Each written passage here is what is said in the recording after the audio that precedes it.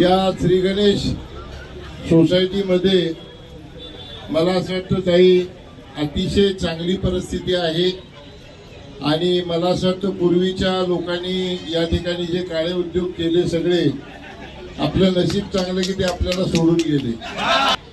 मी अनेक वेळा या सोसायटीमध्ये आलेलो आहे। लोकांना 5-25 वर्ष झुलवत ठेवलं, फसवत ठेवलं, अनेक लोकांकडून करोडो रुपये घेतले, ते बिचारे वाऱ्यावर गेले। खासदार साहेब या ठिकाणी जेव्हा या सोसायटीची निवडणूक झाली त्यावेळी सगळे त्यांचे उमेदवार आपटले। खूप चांगली गोष्ट आहे मित्रांनो, निवडणुका जवळ आलेल्या आहेत।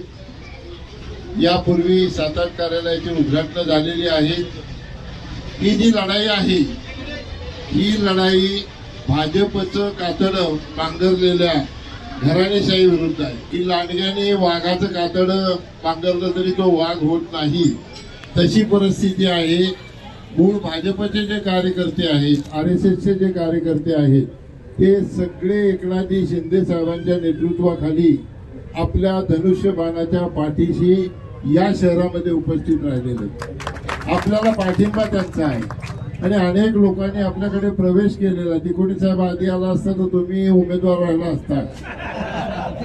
मी गंगाणे साहेबांच्या, ते भारतीय जनता पक्षाचे शहर प्रमुख होते, त्यांचा देखील आपण प्रवेश करून घेतला, त्यांना तिकीट दिलेले, त्यांनी प्रचंड कामाला सुरुवात केलेली।